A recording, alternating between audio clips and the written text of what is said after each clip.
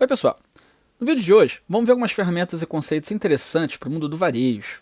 É hora de começar a ganhar din-din com o curso de OT. Começando pelo mundo das coisas, vamos falar primeiro sobre código de barras. Já devem estar acostumados a ver esses tracinhos pretos em todas as embalagens de produto, né? Mas não deve ter a menor ideia de como é que eles funcionam. Hoje vamos finalmente descobrir. Para começar, não tem só um padrão de código de barra, tem vários. Aqui no Brasil e na maior parte do mundo, o EAN13 é o formato mais usado nos produtos de varejo. A sigla vem no inglês European Article Number, né, um padrão europeu de número para artigos, né, produtos, com 13 dígitos. A gente vai focar mais nele então, mas os outros formatos seguem uma lógica bem parecida. Vamos imaginar que a gente quer codificar essa sequência aqui. Cada dígito vai ser codificado por 7 bits, 7 segmentos verticais grudadinhos. O bit 0 é um segmento branco e o bit 1 é um segmento preto. Existem 3 codificações para cada dígito, né? Código L, G e R. E ao longo da sequência a gente vai escolhendo uma dessas 3 codificações de acordo com o primeiro dígito da sequência. Parece complicado, né? Mas não é muito não. Vamos lá. Como o primeiro dígito é 7, a gente vai usar essa sequência de codificações para os próximos dígitos. Ah, e o primeiro dígito do 7 não é codificado em barra, tá? Só para constar. O leitor vai deduzir isso pela sequência que ele leu depois. Enfim, o dígito depois do 7 é o 8. Como a primeira codificação é o L, eu vou na segunda tabela e pego a versão L do 8, que traduz nesses segmentos aqui branco, preto, preto, branco, preto, preto, preto. O próximo dígito é o 9 e a próxima codificação G. Então eu vou lá, pego a versão G do 9, que dá essas barras aqui. Agora é só continuar, né? 6 com o código L, dá isso aqui. Depois o 0 com o código G, que dá isso daqui. Depois o 6 com L de novo, mesma coisa de antes. E aí o 5 com G dá isso daqui. Para os últimos dígitos vai ser sempre codificação R, né? Então vem o 8, depois vem o 8 de novo, aí vem o 0 de novo, o 6 e finalmente o 9. Pronto. Agora é só juntar tudo dentro de um retângulo branco, colocar essas barras extras para marcar o começo, meio e fim e adicionar os números embaixo. Olha que bonitinho. E se você reparar bem, a maioria dos produtos aqui no Brasil começa com esse 789. Isso é porque os 3 primeiros dígitos indicam exatamente o país onde o código foi registrado, não necessariamente onde ele foi fabricado. Os dígitos seguintes são então o código do fabricante e seguido do código do produto, e no fim tem um dígito verificador, que é calculado fazendo uma soma ponderada de todos os dígitos anteriores, e aí o resto da divisão disso por 10. Muito bem, talvez você tenha achado esse sistema meio complicado demais, né? Mas ele facilita muito o trabalho do leitor do código de barras, porque ele permite a leitura em vários ângulos ou até de cabeça para baixo. Por isso que ele é usado até hoje. Agora que a gente entendeu o princípio da coisa, vamos tentar desenhar uns códigos de barra na nossa tela e paper. Para isso é só instalar a... Ué, calma, não é possível que ninguém fez uma biblioteca para desenhar um código de barra, gente. Só aparece 2 resultados, uma biblioteca de impressora de nota fiscal, que tem suporte a código de barra, e um leitor de código de barra de um modelo muito específico. Então não tem o que eu quero. Bom, não vai dar tempo da gente desenhar aquelas barrinhas todas do zero durante a aula. Ok, vou ter que eu mesmo fazer uma biblioteca para isso. Mas tudo bem, já, fica calmo. Não deve estar dando trabalho assim, né? 1 week later. Essa biblioteca deu mais trabalho do que eu tinha planejado, mas está aí a minha barcode GFX para desenhar o código de barra em qualquer tela que herda da Adafruit GFX. E aí? Coloquei tudo isso aberto e bonitinho no GitHub, com fotinho, descrição em inglês, um monte de exemplo de uso. Eu até adicionei na lista de bibliotecas da ideia do Arduino, né, para nenhum outro professor ou programador precisar passar pelo que eu passei aqui. Ainda não acredito que ninguém fez uma biblioteca para desenhar um código de barra, meu Deus. Bom, vamos ver então como é que faz para desenhar agora sim o código de barra na nossa tela e paper. O código começa igualzinho que a gente viu no vídeo 2, só que lá no começo eu incluo a barcode GFX e eu inicio a variável código de barras passando a tela como parâmetro. Só isso que a biblioteca precisa saber para começar, saber onde desenhar as coisas, não precisa de nada extra na setup. E aí alguma função do código, eu primeiro ajusto a escala do meu desenho de código de barra para alguma coisa entre 1 e 20, que o 2 eu acho que vai ficar bom, e depois eu chamo a draw, passando o texto com o código de barra, o x, o y e a altura. O comprimento é dado automaticamente pela escala que você escolheu. E como sempre, não esquece de chamar a tela display true para de fato atualizar a tela. O resultado final seria isso aqui. Foi bem tranquilo, né? Olha como é que o professor de vocês é legal, fez uma biblioteca super mão na massa. Então, ainda tem mais, hein? Por exemplo, a biblioteca aceita código como número em vez de string também. Então, se tiver uma variável tipo long ou int 64, tem que ser 64 bits para caber os 13 dígitos, dá para passar ela para draw sem precisar converter para texto. O outro recurso bacana é o suporte a outras codificações, como por exemplo a N8. Então, chamando assim, ele gera um código de barra mais curtinho. Falando em tamanho, dá para personalizar várias outras coisas no desenho, né? Além do set scale, que eu já tinha comentado antes, dá para esconder os dígitos numéricos embaixo das barras, para ocupar menos espaço, e até mudar a cor das barras e do fundo, né? Nesse caso aqui, eu usei um exemplo para o Shield LCD TFT colorido, que a gente usou lá em 1000 controladores. E tem mais, se você quiser desenhar bonitinho no meio da tela, eu posso criar uma variável para o código, chamar a getWidth para pegar o comprimento do que vai ser desenhado, fazer uma continha simples ali com o tamanho da tela para ver o X adequado, né? Então desenhar naquela posição. Também daria para fazer uma conta parecida para centralizar na vertical. E aí, por fim, a draw sempre valida o código que você passou antes de desenhar e retorna isso como booleano. Se isso for falso, significa que o código de barra não é válido, então ele não vai desenhar nada. Foi por isso que eu demorei uma semana para fazer e lançar essa barcode FX, né? Tinha muita coisinha para calibrar, documentar na API, mas eu acho que ficou bem legal. Ok, próximo tópico, QR Code. Ele foi inventado em 1994 por uma empresa japonesa como uma evolução do código de barra para poder armazenar mais dados e ser mais robusta a erros. Nos últimos anos, essa tecnologia se popularizou muito no mundo inteiro, inclusive aqui no Brasil, em várias aplicações. Bom, já sabe como é que usa o QR Code, né? Não precisa explicar muito, né? Eu primeiro converto um texto que nem esse aqui para o QR Code, e eu mostro isso numa tela ou num papel, e aí qualquer pessoa pode pegar a câmera do celular e converter esses quadradinhos todos para o texto original, que também podia ser um link, um contato, um pix, etc. Mas como é que funciona essa mágica exatamente, né? Vamos tentar gerar esse código aqui rapidinho, passo a passo. O primeiro passo é desenhar esse pontilhado na 7ª linha e na 7ª coluna. Depois a gente coloca os 3 quadradões típicos do QR Code. Esses 2 passos aqui ajudam a câmera a localizar melhor a posição e o tamanho do seu QR Code. Daí em diante, a gente vai colocar as informações seguintes nesse padrão zigue-zague aqui. Eles vão estar em formato de bit, com o quadrado branco representando o 0 e o preto representando 1. Tudo certo até aqui? Bom, vamos lá. Então, o primeiro dado são 4 bits indicando o tipo de informação que a gente vai codificar. O mais comum é aqui esse tipo byte, representado pelo código 0100, que ele aceita qualquer caractere UTF-8, com acento e tal. Então, o próximo dado então, são 8 bits, indicando o total de bytes da mensagem. No nosso texto vai ter 9 caracteres aqui, então, que daria em binário, né, 0001001. E agora entra a nossa mensagem, né? Então, cada caractere aqui vai ser traduzido para bit e colocado na grade assim, né? Só lembrando que eles vão seguindo o padrão zigue-zague, bonitinho.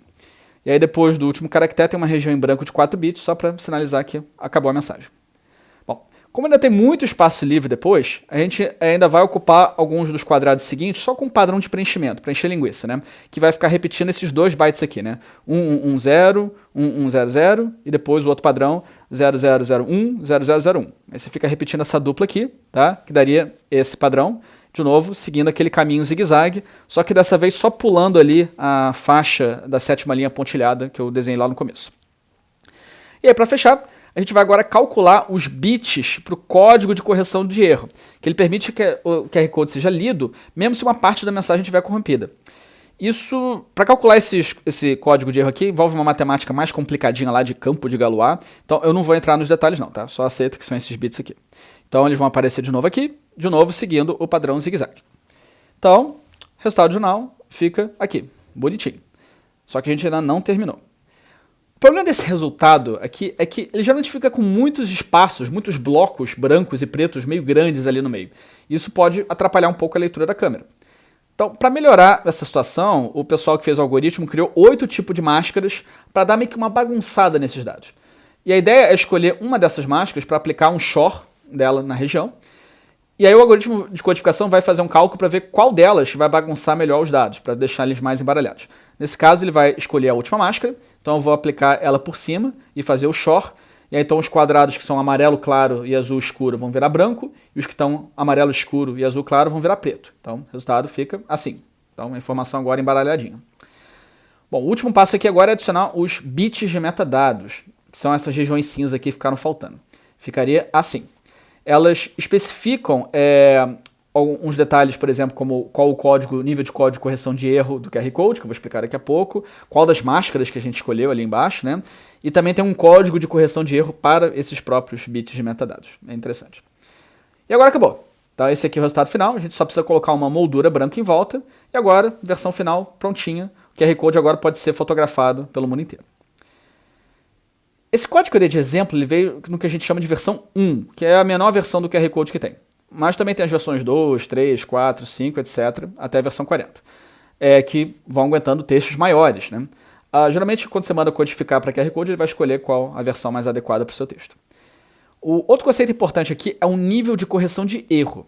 Esse QR Code aqui está com nível low, que significa que ele consegue ser lido mesmo que 7% dos bits ali no meio estejam corrompidos. Ou seja, se cair uma gotinha de ketchup em cima, ele ainda vai funcionar, ainda vai dar para ler. Já o nível médio aguenta até 15% de erro, ou seja, funciona mesmo se cair, sei lá, 2 gotinhas de ketchup. O nível quartile aguenta até 25% de erro, então tipo 3 gotinhas. E o nível high aguenta até 30%, sei lá, umas 4 gotinhas. Quanto maior o nível, né, de correção de erro, mais bits ele vai exigir dentro do seu QR Code, que pode acabar aumentando o tamanho do QR Code, né? Aí você então tem que decidir qual o melhor nível para a sua aplicação em relação ao tamanho que você tem. Enfim, agora que a gente já entendeu como é que funciona o QR Code, vamos ver como é que faz para desenhar ele na nossa tela e paper. Dessa vez já tem biblioteca pronta, óbvio, né? A gente usa QR Code para tudo que é lugar hoje em dia. Então a gente vai usar essa QR Code... Peraí, calma. Essa QR Code eu só gera os dados, mas não desenha nada. Não, tá, próxima. Tá. Essa aqui desenha em paper, ok, bom. Mas só no modelo específico e não usa Adafruit GFX, não tem quase opção de personalização. Vou ter que fazer uma outra biblioteca de QR Code. Não, tá, calma. Não deve ser tão complicado assim. A gente já tem uma biblioteca que gera os dados, eu só preciso pegar isso e desenhar na tela, né? Tranquilo. 2 weeks later. Acabou que eu esbarrei com vários detalhes chatinhos de memória e outras coisinhas para gerar esse QR Code, mas foi.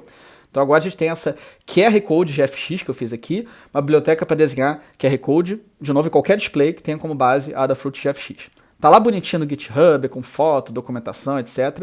E também no repositório de bibliotecas da IDE do Arduino. Os comandos dela são a mesma lógica da barcode GFX que eu fiz antes. Então vamos lá. De novo, da mesma base do ePaper, a gente começa importando a biblioteca, criando a variável do QR Code passando na nossa tela, e aí, em algum lugar do código, eu de novo ajusto a escala de tamanho e desenho o QR Code para algum texto qualquer numa posição XY aqui. E, claro, o comprimento e a altura nesse caso são automaticamente determinados pela escala que você escolheu, e é claro, tem que chamar depois a tela.displayTrue para de fato desenhar na tela, e o resultado ia ser esse QR Code bonitinho aqui. Inclusive, se você estiver vendo o vídeo agora no computador, você pode pausar, escanear esse QR Code com o celular para ver esse vídeo bem legal do canal Veritácio, que entra mais a fundo na história do código de barra do QR Code. É bem legal, recomendo vocês assistirem depois. E, que nem antes, a biblioteca tem uns recursos a mais que podem ser úteis em alguns casos. Então, por exemplo, eu posso ajustar vários parâmetros antes de desenhar. Por exemplo, mexendo na geração em si, eu posso definir o erro de correção para high, porque o padrão é low, e eu posso fixar uma versão de complexidade ali, em vez de deixar automático. Em termos de aparência, eu posso aumentar a escala, como é que eu fiz antes, né? Mexer nas cores, por exemplo, posso trocar o preto com o branco, e até, sei lá, gerar o QR Code de 90 graus para ficar na posição que eu quero. Também dá para validar e centralizar, que nem eu fiz antes. Se eu tiver esse link aqui, eu posso primeiro pedir para gerar os dados, e aí, se tudo der certo, eu posso verificar qual o tamanho que deu, e fazer umas continhas básicas aqui com o comprimento da tela e altura, para pegar o X e o Y, para deixar tudo centralizado. Aí eu passo essas coordenadas para draw. Agora, se deu algum erro, se não for com sucesso, provavelmente talvez tenha dado algum problema de memória, não teve memória suficiente para gerar, ou a versão que você passou não é suficiente para o texto que você pediu. Tá. Então agora a gente já pode desenhar QR Code bonitinho no ePaper, né, para uma série de aplicações interessantes. Uma delas é o nosso Pix. Bom, não precisa nem introduzir esse assunto, né, porque a gente já usa o Pix toda hora. Ele foi lançado no Brasil em novembro de 2020 e foi rapidamente adotado pela população e pelas empresas. Porque ao contrário de muitas outras ferramentas que tem aí pelo mundo, o Pix ele não é controlado por uma única grande empresa, né? O Banco Central do Brasil define o padrão, coordena as transações, e os bancos são obrigados a implementar esse protocolo sem cobrar nada do consumidor final. É uma solução muito boa. Por isso mesmo, o Pix hoje é um dos sistemas de pagamentos instantâneos mais usados no mundo. Você pode escolher ele como opção de pagamento em todas as maquininhas aí das lojas. E não só de loja, na verdade, né? Você pegar um comerciante pequeno, um artista de rua, já está todo mundo aceitando o Pix também. E claro, não pode faltar o bom e velho dízimo, também agora na versão digital. Glória! Bom, para fazer um Pix, dá para entrar com a chave lá manualmente no aplicativo do seu banco, mas o QR Code acaba sendo uma opção mais prática, né? Porque você só escaneia direto pela câmera e não tem que digitar nada. Mas como é que funciona o QR Code do Pix exatamente? Bom, mesmo no Pix, o QR Code continua sendo só uma representação de um texto. Então, no caso, seria um texto assim, com vários números e letras aí, seguindo um padrão internacional de código para transações EMV, QR, CPS, MPM, né? Sigla meio complicado, não vou nem explicar aquela. Enfim, padrão internacional. O texto, na verdade, ele vem todo corrido, mas eu separei aqui em trechos para explicar melhor cada bloquinho, né? Então, cada bloco desses guarda um tipo de dado diferente, com 3 pedaços, né? Um ID do tipo de dado, o total de caracteres do dado e o dado em si. Parece meio confuso, né? Mas deixa eu explicar. O primeiro bloco, ele só indica a versão do formato desse texto todo, né? Caso o padrão internacional resolva atualizar esse esquema no futuro, né? O ID dessa informação é 00. Depois disso, eu coloco um 02 para avisar que a informação dessa versão vai ter 2 caracteres. E aí vem o dado propriamente dito, que é 01, 2 caracteres, né? Para indicar que é a versão 1 desse formato de transação. Tá? E sem graça até aqui, né? O segundo bloco já é mais interessante, ela é a identificação do beneficiário, né? Quem vai receber o pagamento, com o ID 26. Aí depois eu digo que esse dado aqui vai ter 36 caracteres ali em seguida. Só que aí vem um detalhe especial para esse campo aqui em particular, ele tem 2 tipos de dados dentro dele, né? Cada um com o seu ID total e o tipo de dado. O primeiro bloco dentro desse bloco é o GUI, que é o identificador global único, né? Com ID 00, 14 caracteres, e aí o identificador no caso é SBR, Gov, BCB, Pix, ou seja, a gente está usando um código Pix, né? Para o mundo saber que a gente está usando Pix. E aí, nesse caso desse beneficiário, a chave dele vai ter o código 01, e a chave vai ter 14 caracteres, e está aqui a chave dele, que é um CNPJ. Tá? O próximo bloco é a categoria do beneficiário, né? Qual o tipo de comércio que ele faz, por exemplo. Né? Com a categoria 52, indico que eu vou ter 4 caracteres, e o valor dessa categoria vai ser 0000. Então é categoria não definida. Aí depois vem o código da moeda, com o ID 53, 3 dígitos, e o valor 986. Esse 986 é uma representação do nosso real. Aí vem o valor da transferência, né? Muito importante, mais importante aqui, né? 54, o ID dele vai ter 5 caracteres no valor da transferência e o valor vai ser 50.00, ou seja, eu vou mandar R$50 para a pessoa. Esse campo aqui, na verdade, é opcional, se você quiser deixar a pessoa escolher, deixar o valor em aberto, tá? Mas aqui eu vou botar um valor fixo. Aí depois vem o código do país, com o ID 58, 2 caracteres, valor BR, aí o nome do beneficiário, que o ID é 59, 21 caracteres nesse caso, e o valor é SOS Rio Grande do Sul, né, para ajudar o pessoal com as enchentes que teve aí nos últimos anos. Aí a cidade, o ID é 60, 12 caracteres, Porto Alegre no caso. Um bloco de dados extras com o ID 62, 7 caracteres, e aqui de novo vem um bloco dentro desse bloco, né, para, no caso aqui, identificar que eu estou fazendo um ID de transação, cujo o ID dessa informação é 5, tenho 3 caracteres e a informação é asterisco, asterisco, asterisco. Esse campo aqui, na verdade, é servir para o beneficiário identificar essa transferência depois, né, para aparecer lá na contabilidade dele, mas eu vou botar asterisco, asterisco, asterisco, porque eu não estou interessado em contabilizar, em registrar essa transferência, tá? É uma coisa nossa. E aí, por fim, a gente fecha esse código Pix com o verificador de erros CRC, tem o ID 63, 4 caracteres, e esse código hexadecimal. Esse CRC aqui é para garantir que não teve nenhum erro de digitação nesse texto todo, né? Tipo os últimos 2 dígitos do CPF, né? Se não bater, quer dizer que tem algum erro de digitação. Ok, foi meio longo, mas não era tão complicado assim, né, gente? Só ir montando as informações bonitinhas. Essa aqui é a versão que a gente chama de estática do QR Code do Pix. Ela é mais simples, tá? Tem a versão dinâmica, que aí você pode colocar prazo de validade da transferência, nota fiscal, um monte de outra coisa, que é o formato mais usado em transações de vendas, tá? Mas a gente vai usar essa aqui, que é a versão mais simples, para não complicar. Vamos ver como é que fica isso no código. A ideia é só ir montando as strings desses blocos todos aos poucos e depois juntar tudo no final. Não tem nada do outro mundo. Vou começar primeiro com o bloco inicial, né, de cada versão do nosso protocolo. Depois vou colocar o prefixo Pix, depois o bloco ali da moeda, tá, do país e da categoria do beneficiário, tá, e dos dados adicionais também. Agora vai entrar as partes importantes para você substituir com os seus dados, tá? Mas lembra de, nesse caso, contar e ajustar o total de caracteres, tá? Eu destaquei aqui em lilás, mas vocês têm que corrigir quando vocês forem fazendo o código, tá? Então são eles, o nome do beneficiário, aqui no meu caso tem 7 caracteres, né? E só pode até 25, curiosidade. A cidade do beneficiário, que aqui é 14, Rio de Janeiro, mas só pode ir até 15 letras. E a chave Pix, que no caso aqui tem 14 caracteres, porque é um número celular hipotético, tá, gente? Esse não é meu celular, não, tá? Esse número nem existe. E aí, de novo, lembra de ajustar esses totais aqui em lilás. E aí a gente junta o campo do prefixo Pix com a chave do beneficiário, depois cria aquele bloco, né, grandão prefixo com ID 26 e mais o tamanho de tudo isso. E aí pronto, essas são as variáveis que provavelmente não vão mudar ao longo aí do nosso programa. Então você pode deixar tudo como variável global. O próximo passo então é fazer uma função para calcular o código de verificação de erro no final, né? Então continuando o código aqui, que eu não vou entrar em detalhe não, tá, gente, para não alongar, tá? O código é esse daqui, tá? Ele vai basicamente percorrer os caracteres do código Pix, vai fazer umas operações aí malucas com bit e vai acumulando isso num código de verificação de 16 bits. E aí usando uma matemática lá meio doida do campo de Galois, tipo que a gente usava lá no QR Code também. E aí no final ele bota esse código na forma de hexadecimal no final da string e retorna tudo, tá? Então só copia e cola essa função, vamos adiante. Agora só falta colocar o campo valor, que tem o ID 54, o total de caracteres e o valor aqui que eu coloquei em 12. Tá? De novo, lembra ajustar o total aí de caracteres com base no valor que você vai colocar depois.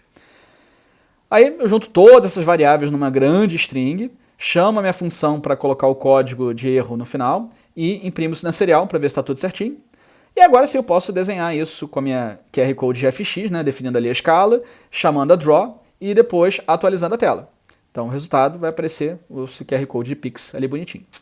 Bacana, né? Já dá para começar a ganhar um dinheirinho, né? Via Pix ali com a aula de hoje. Legal. E para fechar essa parte de coisas do vídeo, vamos falar do outro lado da moeda, né?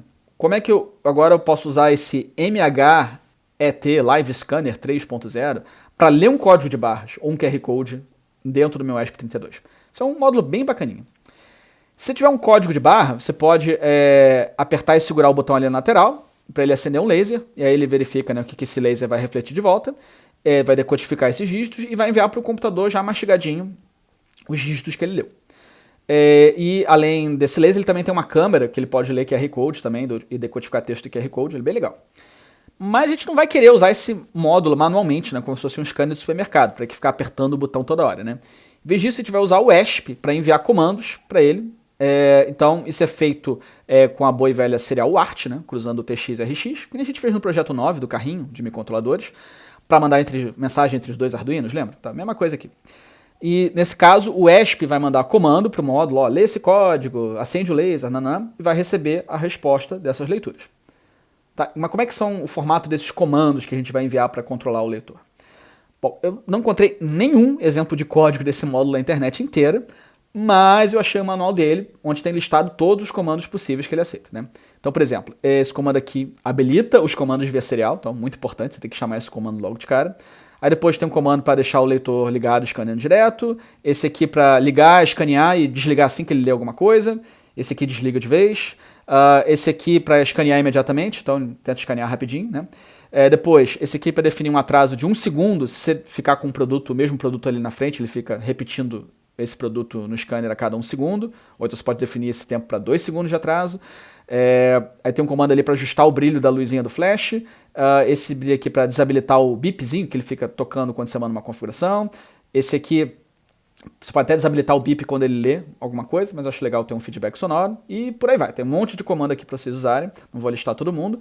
Vocês podem pesquisar esse manual na internet, ou acessar o meu link aqui e ver todos os comandos que ele tem. Né? Mas aí, tem alguma biblioteca para lidar com esses comandos todos? Não. E eu não vou criar mais uma terceira biblioteca para esse vídeo. Chega. Vocês vão ter que enviar esses comandos manualmente, tá? Mas é tranquilo, gente. Vai. Então vamos largar de preguiça. Então, ó, vamos direto para setup. Não tem nem include, nem variável global. Eu começo iniciando a serial como sempre, com o computador. E depois eu inicio a serial 1, com um módulo de leitor de código de barra. Né? E aí ele usa essa taxa 9600, esse formato de dados aqui 8N1, né, de paridade de bit e tal. E ele usa os pinos 47 e 48 ali do ESP para se comunicar. Tá? Ao contrário do Arduino, a serial 1 não tem um pino padrão, então eu tenho que definir onde é que eu vou usar a serial 1 dos pinos que ele tem. Bom, agora eu posso começar a enviar e receber comando para o leitor. Primeiro eu vou mandar esse comando aqui, que é para ele habilitar os comandos via serial. Aí eu espero um pouquinho para o módulo processar essa mensagem. Aí depois eu habilito o escaneamento contínuo, espero um pouquinho de novo. Eu vou configurar 2 segundos de atraso ali se ele quiser repetir o mesmo produto. Aí lá na loop a gente usa a mesma receita que a gente viu em controladores, né, para ficar lendo a serial. Eu fico monitorando ali a serial 1 para ver se chegou alguma coisa do leitor.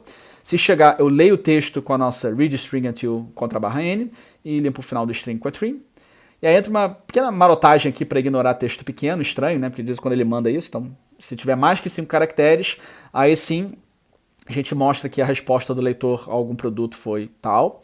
Então ele pode, por exemplo, tá aqui o código de barras, ele leu, aí se eu escanear um QR Code, ele vai mostrar ali, tá aqui o link do meu QR Code, bonitinho. No caso do código de barra, eu posso converter esse texto, se eu quiser, para o inteiro, tipo long, né, 64 bits, usando essa str_tall, com 2 L's no final, né, de long. Porque a twint não funcionaria nesse caso, porque a twint só vai até 32 bits, e 32 bits não cabe 13 dígitos do meu código de barras, por exemplo. Né? Então, se quiser converter para número, tem essa função específica aqui. Beleza, gente? Então, vamos agora para a parte final, tópico de internet, que hoje vai ser mais curtinho, tá? Vamos falar um pouquinho sobre banco de dados. Em microcontroladores, a gente viu o MongoDB, que era um banco não relacional bem tranquilo de usar. Aqui em IoT, a gente vai agora para um banco relacional, um SQL, que ele é mais estruturado e tradicional. Vocês já devem até ter estudado SQL em disciplinas de banco de dados, tá? Se não for o caso, não se preocupa, eu vou dar uma explicação rápida e a gente vai só focar no básico aqui, a gente não vai fazer comando muito avançado não. Quando a gente fala de banco de dados SQL, ele não é uma ferramenta única e específica, né? Na verdade, ele é só um protocolo de manipulação de dados que é implementado por várias ferramentas diferentes, né? Esses aqui são só alguns dos bancos SQL mais populares, e aqui no curso a gente vai usar 2 desses bancos, né? O Postgres SQL e o SQLite. Mas antes de a gente entrar no detalhe do que são esses dois, vamos dar uma passada de novo na lógica desses bancos relacionais, né? A ideia é basicamente representar os nossos dados por tabelas. Nesse caso aqui, para representar os dados de prova, eu podia ter coluna como identificador de cada prova, o nome da prova, data de início, a data de fim dessa prova. Aí eu preencheria cada linha dessa tabela com os dados, né? P1 de programação, P2 de programação, etc. Aí eu podia ter uma segunda tabela separada para guardar os dados das questões dessas provas, né? E as colunas dessa tabela podiam ser, por exemplo, o ID da questão, o ID da prova a qual essa questão pertence, né, fazendo uma relação com a outra tabela, por isso que é o termo, né, banco relacional. O número da questão, quantos pontos ela vale, o enunciado da questão, o gabarito da questão. Aí eu insiro os dados aqui da questão 1 da P1, questão 2 da P1, a questão 1 da P2, né, e por aí vai.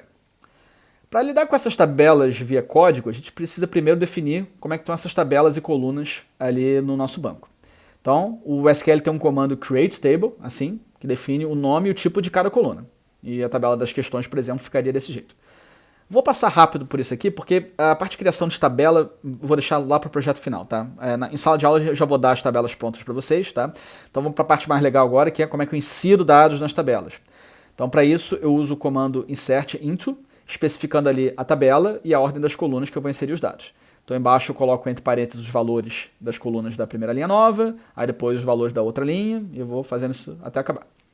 Aí no caso das questões, eu posso até colocar assim, né, sem colocar o ID, que é automático, e sem colocar o gabarito, que nesse caso da tabela era opcional. Então eu venho o valor da primeira questão, da outra questão, aí da outra questão, e quantas questões eu quiser inserir. E aí, só repara um detalhe importante, tá, que eu volto e meio esqueço isso também. Eu usei aspas simples para fazer essas strings de dados, tá? Porque aspas duplas é referente ao nome da coluna, tá? Então vamos sempre usar aspas simples aqui. O nome da coluna nem botei aspas duplas porque não precisava, mas o dado tem que ser sempre aspas simples. Bom, aí depois de inserir esses dados, eu posso buscar ali nas tabelas. Então para isso eu chamo o comando select, com asterisco, para indicar que eu quero selecionar todas as colunas. O from, para indicar de qual tabela eu estou buscando. O where, que são as condições de busca, quero, sei lá, as questões que tenham pelo menos 2 pontos e que tenham o ID igual a 1. E o order by, para fazer alguma ordenação, né, no caso aqui por ID da prova e pelo número da questão. Né. Eu posso fazer buscas mais complicadas aqui usando o inner join, o group by, mas eu vou ficar só com essa versão mais simples aqui mesmo. Tá? Bom, tranquilo aqui até, pessoal. Já dei uma passada agora nos comandos gerais. Vamos agora voltar para aqueles 2 tipos de bancos que eu falei. Por que eu peguei 2, não peguei um só? Bom, é que cada um deles tem uma utilidade, né? O SQLite é um banco de dados local, ele roda diretamente no seu dispositivo. Ele é ótimo quando você tem poucos dados, sei lá, até uma centena de milhares ou poucos milhões de linhas na sua tabela, dependendo do caso. Pouco milhão nem é tão pouco assim, né? Já o Postgres, ele geralmente roda num servidor e ele é otimizado para bases de dados maiores, quando você tem muitos milhões de linhas. Ou seja, a gente pode usar o SQLite dentro do próprio ESP32, porque ele pode lidar rapidamente com os dados locais, sem precisar usar a internet. Já o PostgreSQL, ele faz uma comunicação via internet melhor se a gente usar o Node-RED, porque ele faz essa troca mais fácil. Então, vamos ver como é que funciona esses dois casos aqui. Vamos começar pelo ESP32. Ok, dessa vez tem uma biblioteca boa, que a gente precisa, tá? Ela já se comunica com o SQLite, ele usa uma API bonitinha em C++, fácil de usar, maravilha. Muito obrigado, fulaninho. Ainda bem que eu não vou precisar criar uma... Calma. Essa biblioteca ela é boa, mas ela tem uns probleminhas meio chatos aqui pro nosso caso, né? Eu não quero criar uma terceira biblioteca para esse vídeo. Tem que ter um outro caminho, né? Vamos pensar. 3 days later. Eu criei uma terceira biblioteca para esse vídeo. Bom, tá lá no GitHub, mas tá sem foto, sem documentação, não tá bonitinho, cansei. O importante é que tá lá, também tá na lista de bibliotecas da IDE, tá? Funciona ok. E pelo menos dessa vez não demorou tanto, porque eu só fiz um fork da biblioteca lá do Jatong e fiz uns ajustes lá na biblioteca, tá? Ok, vamos ver como é que fica o código. A gente começa importando a biblioteca do SQLite, do LeroFS e do Arduino JSON. De novo ele aí. E aí eu crio uma variável global para o meu banco de dados. Aí na setup eu faço lá a inicialização da serial. Depois ali do sistema de arquivos do LeroFS. Se der algum erro, eu mando uma mensagem de erro. Boto o while true para travar. Mesma coisa adiante. Aí se deu tudo certo, eu abri o sistema de arquivos. Eu faço um try para tentar agora abrir o arquivo do banco de dados. Tá? Que está ali no LeroFS, por exemplo, banco.db. Dependendo de como é que você salvou. Se der erro, eu, de novo, travo o programa, mostro um erro ali na serial e tal. E aqui nesse caso, obviamente, eu já estou assumindo que você colocou esse arquivo banco.db dentro do ESP, né, fazendo aquela ferramenta de upload lá do plataforma.io. Tá? Agora, pode ser que esse banco seja grande demais, ele não caiba dentro da memória flash do ESP32. Aí nesse caso, eu posso usar o nosso SD card. E aí usar a biblioteca do SDMMC, que a gente viu lá no vídeo anterior, no lugar da LeroFS. A única coisa que muda é a inicialização ali na setup, tá? Aí daqui em diante os comandos de busca vão ser a mesma coisa. Então você pode escolher se você quer usar o LeroFS ou o SD card. E aí falando em inserir então, se eu quiser adicionar uma nova linha na tabela questões, por exemplo, para a prova com ID 1, questão número 3, variando meio ponto e com um enunciado ali qualquer, eu abro um try e chamo o banco execute para fazer uma minha query SQL. E aí, no caso, o comando insert, começa assim, né, com o nome da tabela e as colunas. E agora eu boto os valores. E eu uso essa anotação aqui com essas interrogações, porque o ID da prova entra no lugar da primeira interrogação, o número entra no lugar da segunda, o pontos entra no lugar da terceira e o enunciado entra no lugar da quarta. Né? É parecido com o sprintf, né, que a gente já tinha usado antes, com aqueles percents. Só que nesse caso aqui, essa substituição ela é importante por dois motivos. Tá? Porque ela coloca já as aspas, quando você tiver com dado string, as aspas simples, e ela já evita a injeção maliciosa de SQL se o cara botar uma aspas simples ali dentro do texto dele. Tá? Então é bom usar esse formato aqui que já é bem mais seguro. E aí se der um problema nessa query, né, você errou alguma coisa no texto ali e tal, ele vai entrar aqui no catch, vai exibir a mensagem ali de erro do SQL para você ver o que aconteceu. Tranquilo aqui, pessoal, né? Bom, para buscar os dados, o esquema é bem parecido, né? Então, se eu quiser, por exemplo, encontrar todas as questões de todas as provas que valham exatamente, sei lá, 6 pontos, eu abro o try, chamo execute de novo, e agora passando string com o comando select. E aí eu substituo minha variável lá dentro do pontos igual a interrogação. E agora ele vai retornar esse resultado como uma lista de Arduino JSON. Então eu posso usar a minha receita lá do for para percorrer essa lista. Aí eu acesso uma questão de cada vez no índice i. E aí depois eu pego o campo enunciado, pego o campo número e faço alguma coisa com isso. E como sempre, se der algum erro na minha query, eu imprimo ali na serial bonitinho. Bom, essas foram as receitas para trabalhar com banco de dados SQLite dentro do ESP32. Agora, para interagir com Postgres, que fica no servidor, a gente vai usar o Node-RED de novo. Então primeiro eu tenho que instalar a extensão do Postgres no Node-RED. Então a gente vai ali em gerenciar a paleta, eu abro a janelinha, busco ali na extensão PostgreSQL e vou instalar essa daqui, essa Node-RED contrib PostgreSQL. Tá? Cuidado, tem umas outras que tem um nome parecido. E aí o bloco dele, quando eu instalar, vai aparecer bonitinho ali na seção armazenamento da minha barra lateral da esquerda. Aí, quando você configura esse bloco, você tem que entrar ali com o dado do servidor, do usuário, a senha, né? Vou pular essa parte aqui, tá? Eu já vou dar pronto para vocês na aula. Mas tem um detalhe importante que vem antes de usar o bloco, que é o seguinte. Como a gente viu no vídeo anterior, os dados, as mensagens vão sempre ter os dados ali naquele campo payload, tá? Só que agora eu vou usar o bloco change, que a gente viu no vídeo anterior, para mover esses dados para um campo query parameters. E aí o resultado fica assim. E aí com essa modificação, eu posso usar esse query parameters para montar o meu bloco de comandos ali do Postgres, tá? Então, lá dentro dele, quando eu configurar, eu vou digitar o comando insert, into questões, nananã. E agora eu vou usar, pegar esses campos do query parameters e vou colocar lá dentro da minha query usando cifrão mais o nome de cada chave, né? Então, cifrão número, cifrão pontos, cifrão enunciado. Ele vai pegar os campos que estão ali no query parameters e vai colocar dentro da minha string. E aí, como a gente viu no ASP, a mesma coisa, né? Fazendo desse jeito aqui bonitinho, ele já coloca aspa automaticamente quando o dado for string e já previne injeção maliciosa de SQL. Aí então, quando o bloco vai se comunicar com o Postgres, vai pegar os resultados lá do banco e vai retornar uma mensagem assim. No caso, como o insert não retorna nenhum dado, né, eu inseri, o payload vem vazio, mas o PGSQL vai indicar que, olha, o comando insert funcionou e foi inserido uma linha dentro do meu banco de dados. Beleza. Para o comando de busca, a ideia é a mesma coisa. Se eu tiver um query parameters ali com um campo, sei lá, mínimo, eu posso usar ele no meu SQL do select para buscar todas as questões que valem esse valor mínimo ou mais, né, por exemplo. Então, usando de novo o cifrão ali para pegar referência ao campo mínimo. Então, o bloco vai emitir um objeto, agora sim com os resultados da busca dentro do payload, retornando essa lista de objeto com as chaves ali com os mesmos nomes dos campos da tabela. Eu posso então percorrer isso depois.